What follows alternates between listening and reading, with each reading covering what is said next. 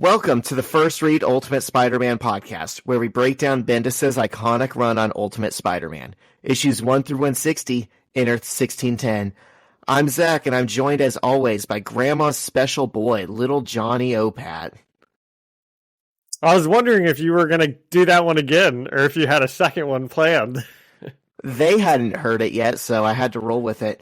Listeners, we are hiring. If any of you work in tech support, come join the First Read Ultimate Spider-Man podcast team, because we just had to do this a second time because my connection is bunk.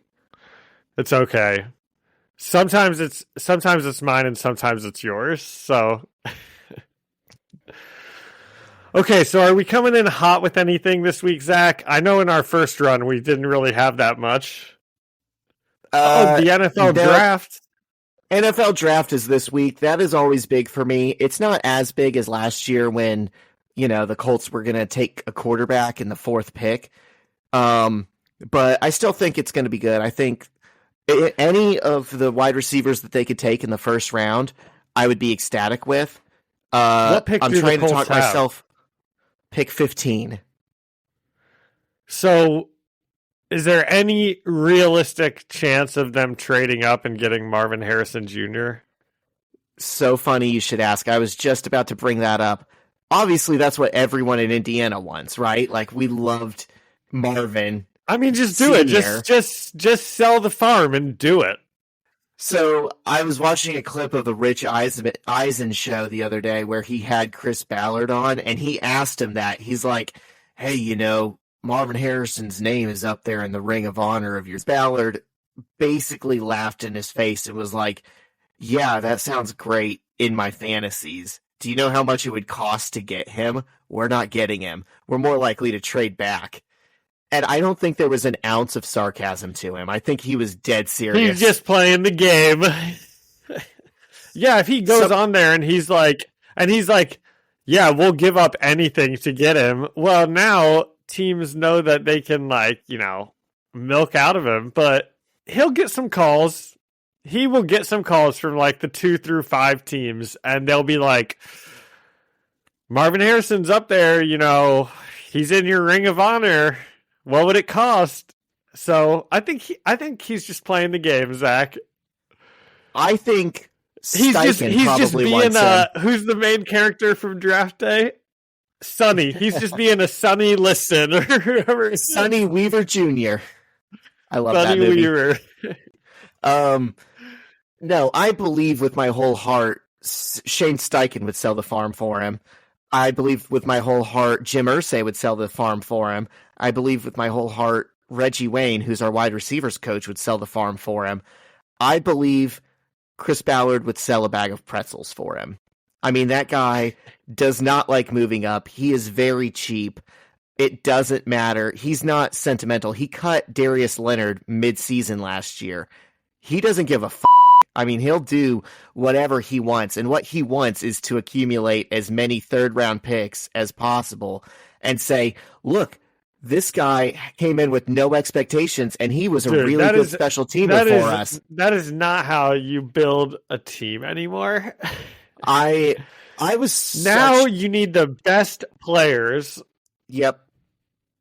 For years and years and years, I was the biggest Chris Ballard defender because I was like, look at all the studs he gets in the late rounds. Look, he found a guard in round 5. He found a quarterback in round 7. Isn't this amazing? A linebacker in round 6, a running back in round 4. And it's like, okay, A, none of those are the important positions that win championships. And B, he's good at finding good players. But the teams that win the Super Bowl have 3 or 4 aliens at the positions that matter, and everyone else on their team sucks ass, and it doesn't matter because, literally, hey, the Chiefs are Mahomes to Kelsey, and that's it. Yeah, they had Mahomes, Kelsey, Tyreek Hill, and Chris Jones, and they didn't need anyone else on the field to be good, and they went to 2 Super Bowls like that. And they didn't need Tyreek Hill, and they've won 2 Super Bowls without him, or maybe 1 or something. I don't remember. They've done a repeat, right? So they've won 2. Yeah. If you sold the next 4 years of first-round draft picks and got Marvin Harrison Jr. with Anthony Richardson on his rookie contract with Shane Steichen and all those guys, stay healthy, we are certainly winning a Super Bowl in that time, in those 4 years. But we're going to keep those first-round draft picks, and we're probably going to trade them back and turn them into second- and third-round draft picks.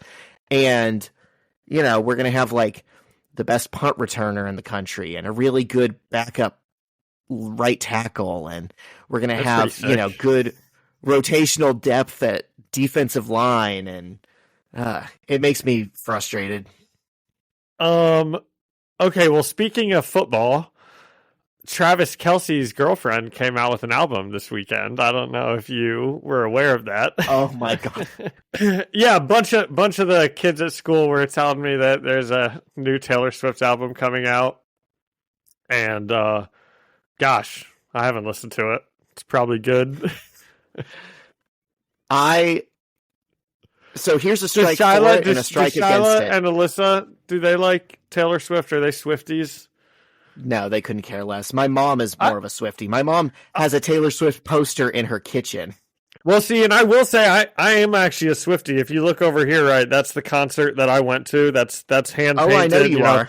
It's autographed by the person. It's autographed by Taylor Swift. So I am a Swiftie, which is why I kind of get upset with the kids at school when they call me a poser, because I'm like, I didn't even know she was coming out with an album. I'm like, listen here, you little. I was at her concert before you were born. Yeah. Flex on him, John. Yeah. So here's my blind album review. Haven't listened to it. I'm going to tear it apart, though. So okay. A good thing for it and a negative against it.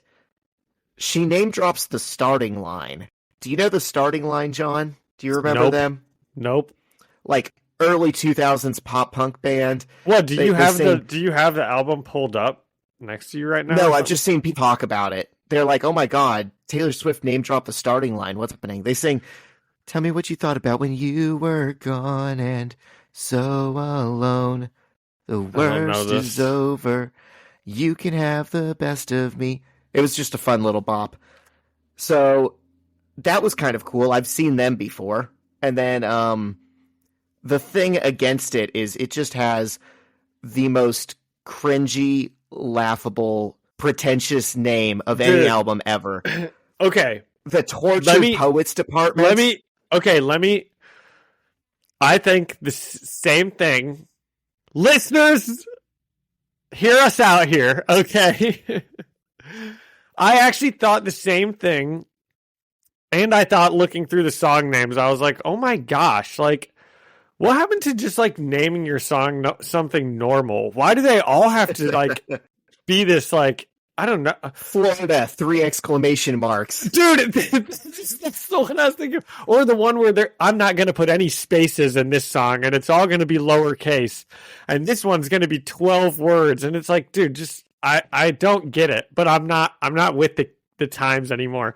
But I think it's supposed to be make fun of that because I can't make fun of the weird song names. I listen to DIY emo, and those songs are the most ridiculous thing.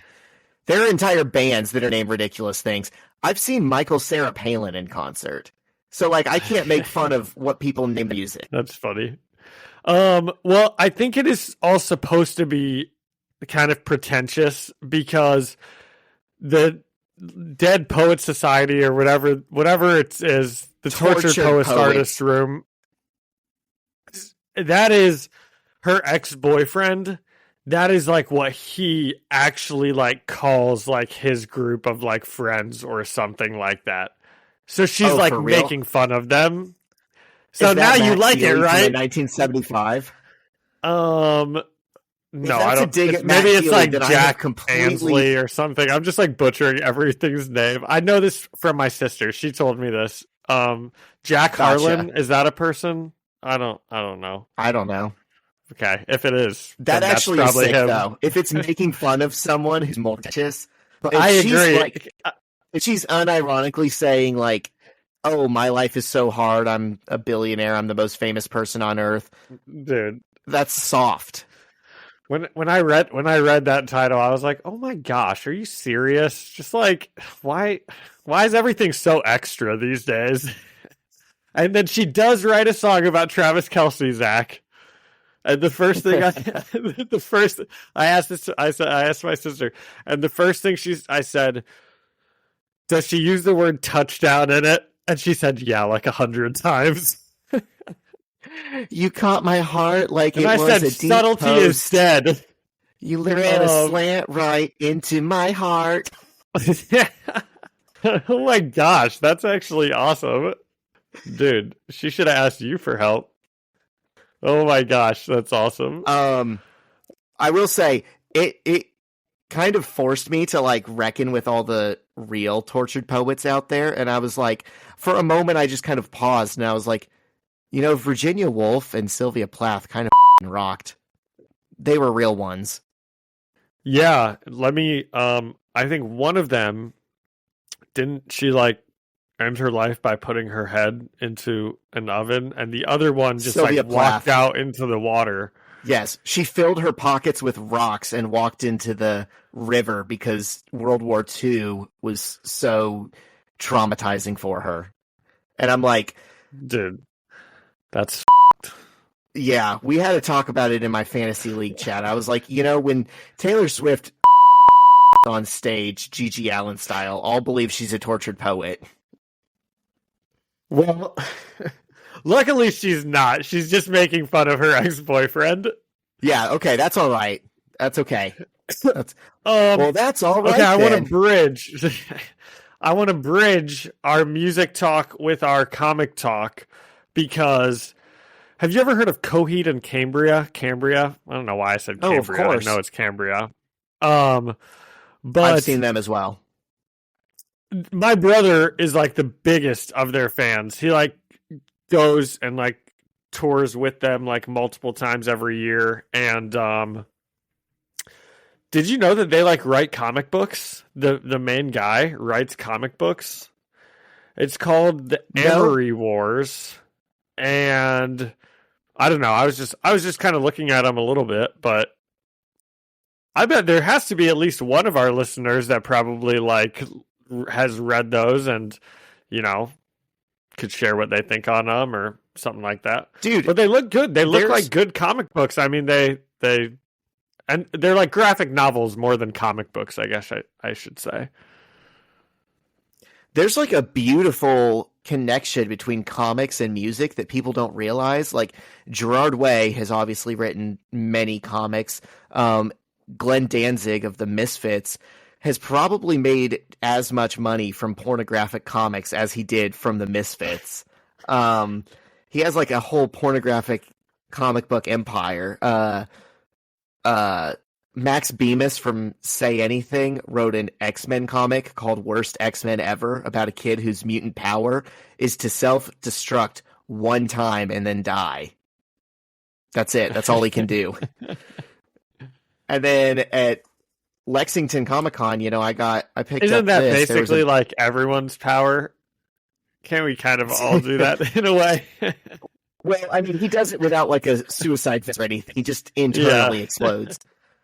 And then there's Lexington too much Comic-Con, suicide talk on this podcast. I know. What are we doing today?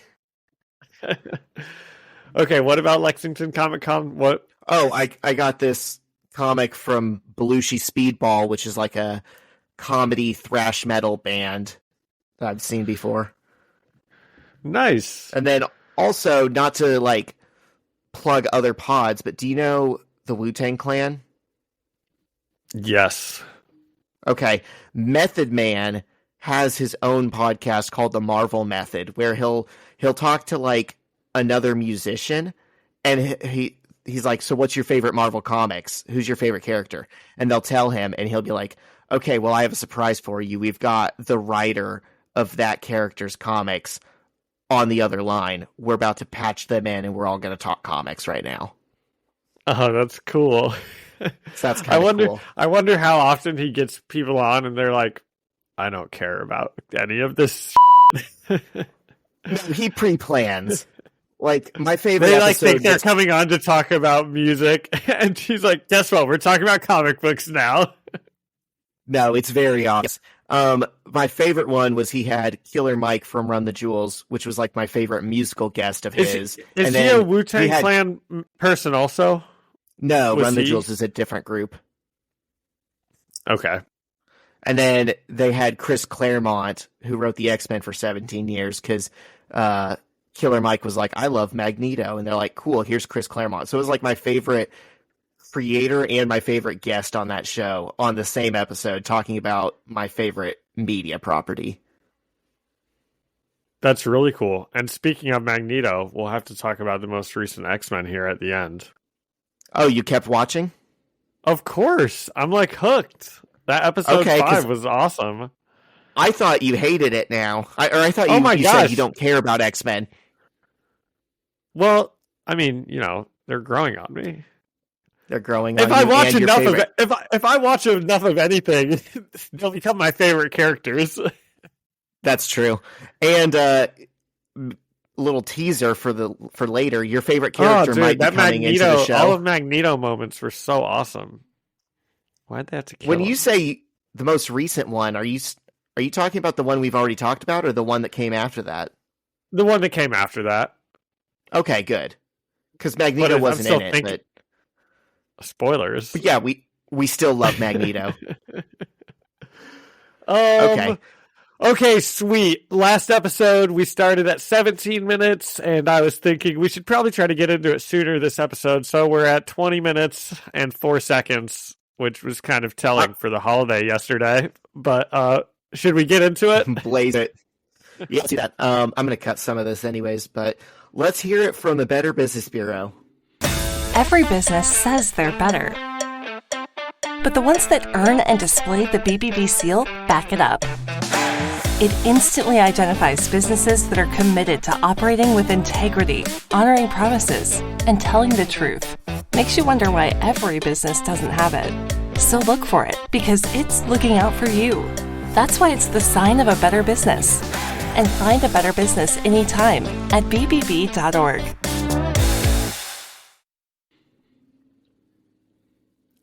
All right, we are back. And John is going to take us home on the Clone Saga. Yes, this is the epilogue of the Clone Saga. And there's already some pretty good drama on this cover. I bet this one sold out like hotcakes, Zach. Peter's upside down talking to MJ, and Kitty Pryde is looking all salty in the corner, turned away.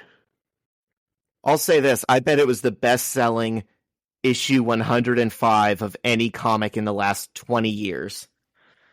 Because most of them just don't go that long. I bet it was. And actually, I have a fun fact about this, Zach. Did you know that this issue 105 is the record breaker for the most issues done by a and penciled team? Jesus Christ. I can't wait until Bagley leaves now so you can stop using that joke, because I know you're going to say it every single time. No, I'm not. Okay, so this was written by Brian Michael Bendis, penciled by Mark Bagley, inked by Drew Hennessy, colored by Justin Ponzer, and lettered by VC's Corey Petit. And this is when I had in the notes to tell you that it was the record breaker. I said it a little early.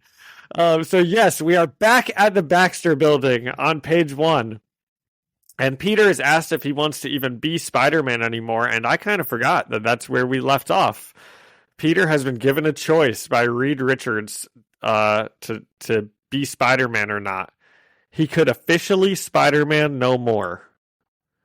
And then we get a panel of Reed saying, it's completely up to you, which seems just a bit prescient when you think about what Reed eventually does to all of the heroes. Yep.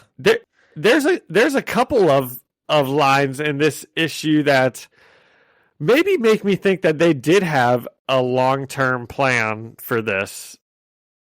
Dude, Hickman Zach wasn't shaking even his head no. Hickman was not even on Marvel's radar in 2006 or 7 or whenever this was made. He's just good at looking at things that have been done in the past and saying, what if I played around with that a little bit? Interesting. Well, I bet he read this issue. Oh, definitely. He did a lot of work in the Ultimate Universe, so I think he probably had to have read this whole run. Peter says he needs to think about it, but he very graciously thanks the Fantastic Four for coming to help him and for saving MJ. But he says he needs to go and check on Aunt May. And he gives MJ a big smooch, and then Johnny flies them out the window. I hate him. Who? Let's see. Kitty Pryde's boyfriend that's over here kissing his ex. Dude, they've like been through so much in the last like two. They've mentally and emotionally, they've been broken up for like, you know, Peter's fully back with MJ. Didn't they like tell each other that they loved her and that they're sorry and like they're back together, you know? Didn't Kitty Pryde like whip Professor X into shape and say we're going to save Peter Parker no matter what, and doesn't know about any of this? Dude, I'm not saying I don't feel bad for Kitty. Throw him in the dirty Akin flame right next to Jim Halpert. This guy's Jim Halpert? What did Jim Halpert do? Broke up an engaged couple? Pam and Roy? Yeah. Why is that Jim's fault? It might have worked. Pam's the one that was cheating. Why is that on Jim? Okay. In this situation, John, you're blaming Peter and not MJ. Yeah, no, I'm just right. saying in this situation, right? I don't know, dude. I haven't watched The Office in so long. People just, it's like a thing online right now. People like to dunk on Jim Halpert for breaking up a couple. Dude, I don't know. If you try to come at Jim Halpert, you best not miss, Zach. All right. It was a ham-handed comparison. So right as Johnny Storm and Peter fly away out the window, right as they fly away, the Ultimates show up at the window, floating in midair. Tony is flying. He's holding Steve by the waist. Janet is like a little so wasp. Cute. And Nick Fury is just floating in the air next to everyone. And Zach, you're telling me Nick Fury made himself a flying tech thing, but he didn't give one to Captain America? Captain America is being like carried up by Iron Man. I have a better explanation. He just wanted a reason to hold his boyfriend. Probably. I like that. I think Tony would like that. Wait, who wanted to hold his boyfriend? Steve wanted to hold Tony, or Tony wanted to hold Steve? Yes. Both. So Nick Fury says, "Where's Peter Parker?" And the Thing says, "Fury, what are you even doing? He is so not the bad guy. In fact, he beat up the bad guy and gave him to you." And Fury tells them that we still need to contain the situation. And then... Oh, this is embarrassing. What situation? Your message to Sam says, we still need to contain the Fury! situation. No! I won't send it. Okay, don't. Siri almost just texted somebody named Sam. We need to contain this situation. She thinks she's Jarvis. It was like ready to send. So this is embarrassing, Zach. Oh my gosh, I just thought, no, I didn't. When I was taking notes, I can't think of what the member of the Fantastic Four's name is, Jessica Alba. So I put in my notes, knowing that this isn't her name, I put Storm ?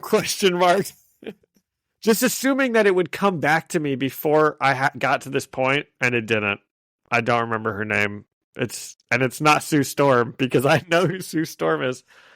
What's the lady Fantastic Four's name? Jessica Alba. Sue it is Storm? Sue? Yeah. Who'd you think Sue was? Oh, I was just getting confused by Storm. Did the X-Men have a Storm? The X-Men Storm. Okay, not as embarrassing. I have Still a never little in my bit. life put together that's Sue and Johnny's last name, but that's also Aurora's code name. I've never thought about that. That's funny. So Sue Storm says, She gives a big speech about how Peter looks up to Fury like a father figure, and he wants to be on the Ultimates, and blah, John, blah, blah. And I don't think that's true. I'm sorry, I just got to stop you. That's not Sue Storm. That's MJ wearing a Fantastic Four shirt because she was butt-ass naked and that's all they had to give her. Oh, that's right. She's got red hair.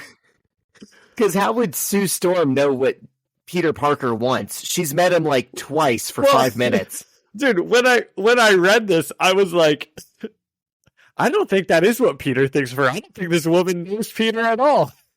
But I guess it is MJ. So maybe that is what Peter thinks, but I hope not. Peter needs better role models. Right. And it looks so MJ says this big speech, I guess, and Nick Fury looks like maybe he has had a change of heart. And I said, wow, great use of the Ultimates so far. This was just a tremendous reason to bring in Captain America and Iron Man into this story. I'm just imagining every time they have to suit up and get sent out somewhere, it costs the taxpayers like $10 million. Definitely. And they just what stand there doing. Next to Nick Fury. And on the next page, we get the X-Men. And they are in a jet above Peter's house. And this is like the third page, and a lot has happened already. And we go into the hospital room, and Peter is talking to a doctor about Aunt May's heart attack. And this was another place where I was pretty confused by what was happening, but now it makes more sense knowing that Sue Storm's last name is Storm. Because I was like, Peter's talking to a doctor, and she looks like Gwen Stacy, but the doctor knows that the clone wasn't Peter's father, and then he calls her Mrs. Storm, and I know that this is not Storm from the X-Men. This is a white chick. Dude, I think I like was not in the right headspace when I read this one, apparently. That's like way funnier than if you were in the right headspace. So the doctor leaves, which is Sue Storm from the Fantastic Four, who is not a doctor at this hospital, but they have just given her free reign to do whatever she wants. Yeah, pretty much. And Peter is with Aunt May, and he begins to beat himself up, and he starts to cry, and he's kind of yelling at himself. He says, I know I should have told you. I know that now. The reason I didn't was I was scared of this exact thing, and it happened anyhow. The same thing happened with MJ. I was so scared of this one thing happening to either of you, and I tried so hard to not make it happen, and it happened anyhow. And I know why. And he has a determined look on his face, and like he's about to go and tell Reed Richards to take away his Spider-Man powers. But he just continues apologizing to Aunt May, saying how much it hurt when she said he isn't her son, because he is, because she's his mom. And then his spidey sense goes off, and the Ultimates walk into the hospital room, and it's Nick Fury and Captain America and Iron Man again. Let's see what happens. Let's see if they use Iron Man or Captain America at all.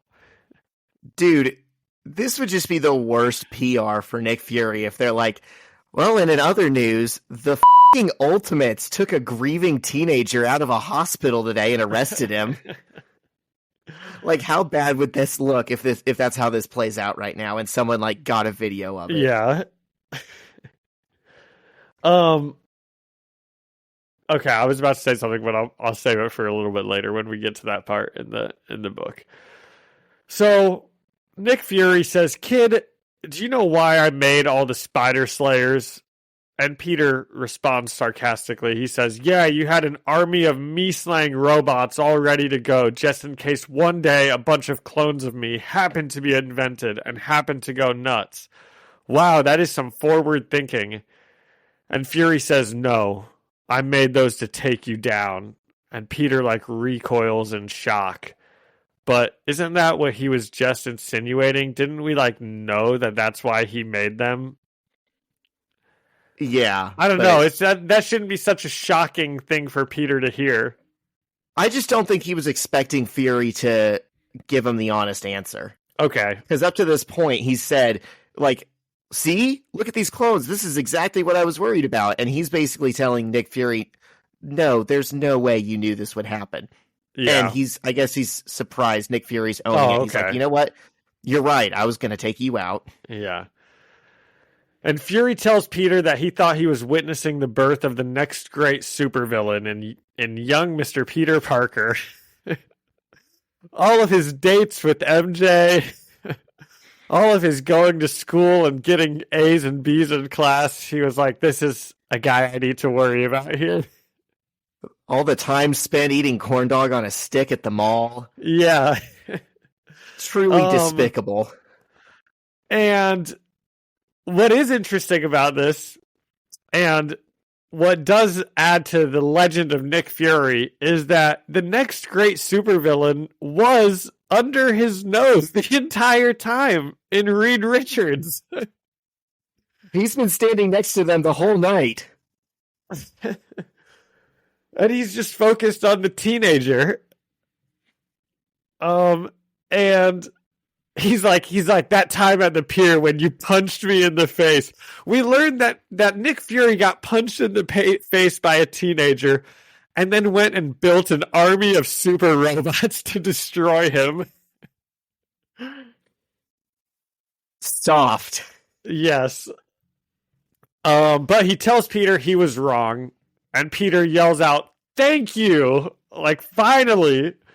And Fury instead tells him that he now knows he was witnessing the birth of something special. And Fury turns to leave, and Peter tells him to let Reed Richards know. He goes, Fury just does this whole speech about, like, seeing the next great supervillain, and Peter's like, "Are you going to see Reed Richards, by the way?" And he's like, "Yeah, I happen to be going to see him." Okay, let him know I don't want my powers, or I want to keep my powers. And gosh, it is funny. That's what makes me think maybe they did have this chance, because there is kind of some foreshadowing there. But you're right; it's probably just Jonathan Hickman, like, reading all this. Yeah. So, as Peter is about to leave, right behind Nick Fury, Aunt May barely wakes up and she says, "Peter, are you okay?" But then out in the hall, the X-Men are there. And Jean Grey can sense that Aunt May knows he is Spider-Man. And Kitty tells the professor to make her forget the entire night. And that is pretty f***ed up, I think, of Kitty to just, like, say without talking to Peter at all.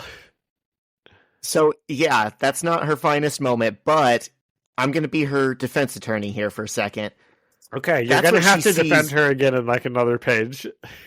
That's what she sees Xavier and Jean doing all the time. Like, she is around these people who can do that and choose to every chance they get. And so she's like, just instinctively, like, this was her first instinct. She has not put much thought into this, but she's like, oh no, Peter had been so worried for so long about Aunt May knowing he's Spider-Man, and she just found out. You should help him out and undo that. And theoretically, if he wants to tell her again, he can. You know, Kitty's just giving him that choice. Okay, I see what you're saying. I love the thought that, like, she hangs out with such, like, bad role models that are just always scrambling people's brains whenever they want to, that she's like, this is a normal thing to do. Yeah, because they have normalized it. Well, the professor rightly tells Kitty that is not cool. And that's also funny after hearing what you just told me. Oh, he's such a hypocrite all the time. I love him. That's awesome. And Kitty goes storming off crying. She's like, "I hate you!" And she goes crying down the hall. It's very much like a kid having a temper tantrum. Zach is right that it is not her finest moment. And in the hospital room, Aunt May wakes up and says to Peter, that costume, it's a terrible costume. And Peter begins crying, and he says, "I know." And Aunt May pulls him in for a hug, saying, "My boy," and it made me cry. Of course. What about you, Zach? Do tears come to your eyes when you read this It's page? a touching moment, but just how badly she handled it the very first time she heard. I get it was stressful for her and everything, but that just has always made me look at Aunt May differently in this series. Okay, I'm giving her the benefit of the doubt. Words. I'm giving her the benefit of the doubt, just like you defended Kitty for wanting to take away someone's free will and memories. I'll defend Aunt May for reacting badly in a stressful situation.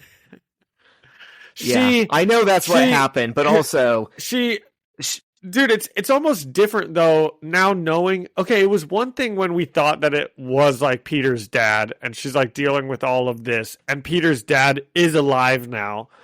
So, and Gwen is back, and all this stuff has happened, and she's like, "You're not even my son. Like your dad's right there." You know, that's totally different than the situation that they're actually in, which is like, no, his parents are dead. Remember, Dr. Octopus told us. And sweetie, you're stupid. And you know, she obviously feels like really badly about the way she reacted, and there was a lot more going on than she was like rightly like being asked to deal with at that time. I know that. I know you're right, and she is a good person who had a bad moment, which is kind of always happening in this run. I just, you know, it feels like she chose the most hurtful things she could say in that moment, which again I get, but it just always, it struck me as like so uncharacteristically mean for her. I could never get it out of my mind fully. Yeah. Well, I've forgotten about it. Okay. Sharon Carter, back in the old like Parker and MJ neighborhood, Sharon Carter is making an announcement about the night's attack. She says, thanks to Nick Fury, the situation was contained. And she also says it was not a mutant attack, and she publicly thanks Spider-Man for the help and calls him a hero. And Peter swings up to the rooftop knowing that the last clone, Jessica Drew, will be there.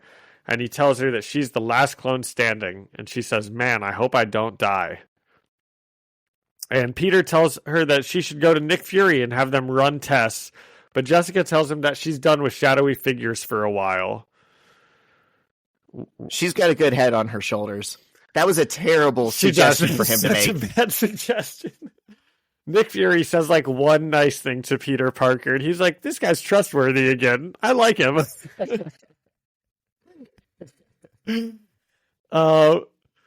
And Peter's like, well, what will you do? And she's like, I don't know. Maybe we could go to school together for a little bit. And before I turned the page, I was like, that would be so funny if they went to school, because they'd have to be like, this is my cousin. You know, they look identical to each other. She can't show up as a random kid. Hey guys, apparently I had a twin. And Peter also looks shocked by that suggestion before Jessica says, kidding, please, can you imagine? And she tells Peter that she's going to go somewhere new and beat Jessica Drew a while and maybe become a superhero. And Peter kind of tells her how everything has concluded. He says Aunt May knows, but she's mostly okay. MJ is okay. The pair gab about how cool Reed Richards is and how he's awesome and how they should totally be like him when they grow up.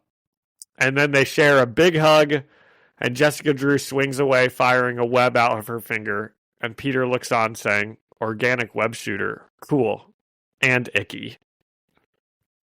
And Zach, you got anything about their finale here? I just love her much.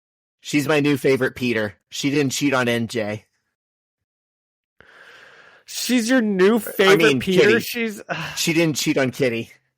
Okay. Yeah, she's cool. It would be cool if we just got to follow her. I've had enough of Peter's drama.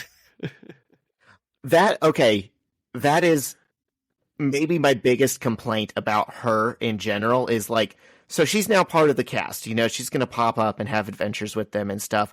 We're going to get more Jessica Drew. But we never get a chance to, like, follow her and see, like, a day in the life of... Like, one question that I always have is I'm like, okay, so where is she living now? What is she doing during the day when she's not Spider-Womaning? And those are just questions we're not supposed to ask. And I'm like, that's stupid. She should come and live with him and Aunt May. So that's surprising that there's no, like, spin-off series. Like, that would have made some money. Yeah. If nothing else, I would have bought 10 copies of every issue. Okay, so let's see where we are. You would think that this issue is over, but gosh darn, they pack a lot into 23 pages. At the Triskelion, Nick Fury has managed to capture the Scorpion Peter and the Gwen Stacy thing. So we immediately cut to Nick Fury. He's being villainous. He's being ominous. You know, he's studying things. And these sickos didn't get her clothes. She's like naked in a vat of acid that they're just walking around observing. Okay, well, Zach, can you please do your thing? What is it? Nude teenager. No. So Peter goes back to his busted up house, and you know, Sharon Carter, when she was giving her speech, she's like, the fact that the attack here was completely random. This has nothing. The fact that there was Spider-Man and a million Spider Slayers attacking this house was random. It was totally nothing. Okay.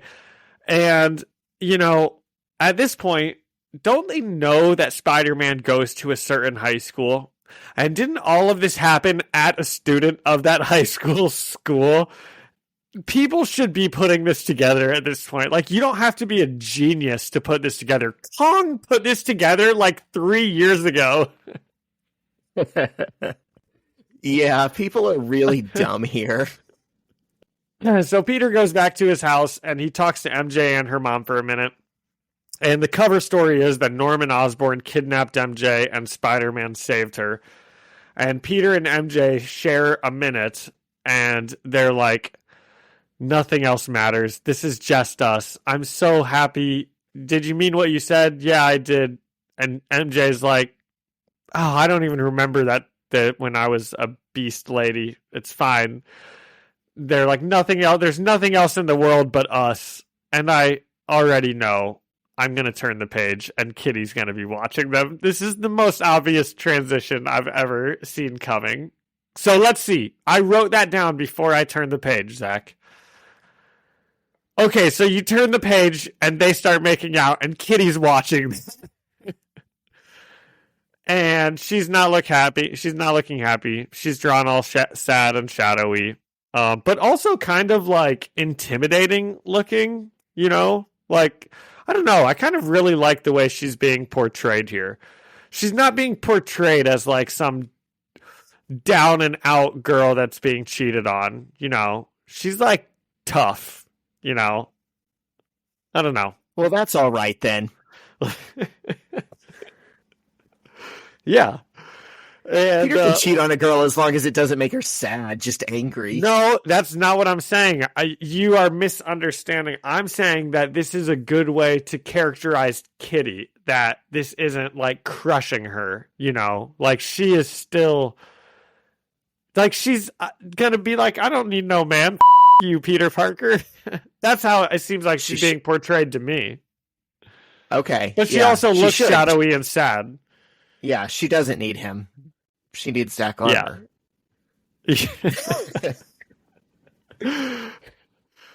So in the last scene of this issue, MJ wakes up in a panic. She goes in to check on Peter. He's still asleep. And she goes to brush her teeth. And she's kind of all over the place. She drops her toothbrush and Peter wakes up and he goes to check on her and he says something to her, but when she looks up and sees his reflection in the mirror, she sees the half-faced Peter and she screams in terror before breaking down crying as Peter consoles her. So clearly she is still having some mental issues with everything that happened. Rightly so. Yeah. Dude, this was such a long issue. It felt like it took me like over an hour to take notes on all of it. It felt like they crammed a lot into these 23 pages. That's not to say it was bad, but did it feel like that for you too? I actually think it was great. Like, there was no wasted space. These felt like 23 important pages. You know? I agree. I mean, I agree. I definitely agree. I guess what I'm saying is, like, I have 3 full pages of notes here for that issue. Normally on most issues, it's like a page and a half to 2 pages, you know. So they crammed a lot of important stuff in, but you're right. There was no wasted space. There were no pages that were just like action scenes, you know, that you could just kind of like flip past and they didn't really do anything for the plot. You pretty much hit on every panel and every dialogue box because you had to tell the complete story. And I think that's like, you know, that's the testament of a well thought out issue. Yeah. I think so. What's our rating scale? Out of $1 million every time the Ultimates have to get called for something dumb. Okay. Out of $1 million, out of $1 million of taxpayer money. Yes. I will give this one 900,000 out of $1 million of taxpayer money. Okay, so a 9 out of 10 if we were to simplify it. Yes. Yeah. I'm gonna one up you. I'm gonna say 9.5. Okay. I didn't know that you'd get that much satisfaction out of Peter cheating on Kitty. I don't. I give that a hard time, and I give Aunt May a hard time, but truly, this issue is like the sticking of the landing that I've been saying the whole time. The Clone Saga needs to be good. You know, this feels like when we ended the Ultimates, and like it kind of meandered, and then the last few issues we were like, well, that was cool, that was awesome, and overall it made the whole story more enjoyable. This single issue ties up so many plot threads, makes so many satisfying decisions. You know, even things that I don't personally like, you know, Peter breaking up with Kitty. It's like, it's a story I don't like for emotional reasons, but it's told well. Yeah. Shoot, I was just about to say something and then I forgot about it. It was something about the Ultimates. You know, Peter should think about where Gwen Stacy is, though. That's like the one thing, you know, that everyone has forgotten about. Or his dad clone. I don't think Sue ever actually told him, yeah, he died on the roof. She just said that guy wasn't actually dead. And he's like, I know. But he did say something like, he didn't make it, did he? And she said, like, no. Okay, I guess I forgot that. Yeah, this was a solid one. Yeah, I'm a big fan of Professor X. I love his. I was gonna say I love his strong morals. He will not take away someone's free will or whatever. And it's like, that is a man who believes in right versus wrong. At least in this issue. Right. Okay, are we ready to take us to on? The next one? Are we going to actually get to see Peter break up with Kitty? You know, as of now, he's just making out with other girls. Right. It's okay for like 1 or 2 smooches, Peter, but you have to have that conversation before you can be full on dating. I think that's fair. I think he's just cheating the system. He's got 2 girlfriends. That's better than 1 girlfriend. 2 girlfriends? 2 girlfriends? Have you seen I Think You Should Leave? Yeah. There's a skit in it where it's like the guy with the dog hair who goes out to dinner, if you've ever seen that. Yeah. And he's on like the first date with the lady, and he like really wants it to go well, and you can see it, and he's all nervous. And then the end, the like joke is he's like, I really wanted this to work. I wanted 2 girlfriends. And he's like, yeah, I mean, I already had 1 girlfriend, and if it worked with you, then I'd have 2 girlfriends. How awesome would that be? That's Peter, except he doesn't have dog hair. Hey, webheads. As you all heard us joke about in this episode, my computer is really bad and is rapidly getting worse. Around this point in the recording, we had to exit the browser and start a whole new session because John couldn't see or hear me. So what you would ideally be hearing right now is the second half of this episode that we recorded, which includes us looking at Ultimate Spider-Man Annual Number 2. Unfortunately, due to technical difficulties, that portion will have to be posted separately at a later date this week. Sorry about that. Thank you to Ian Hickey for our music and Alyssa Seaman for our artwork. And thank you all for listening and leaving a review or comment. You can find us at the First Read Ultimate Spider-Man podcast on Spotify, Apple Music, and anywhere else you get podcasts. You can also come and chat with us or leave us a comment on Instagram at First Read Podcast. Send us an email at firstreadspidey@gmail.com or find us on YouTube at First Read Ultimate Spider-Man Podcast. Thanks for listening. See you later this week with the rest of this episode.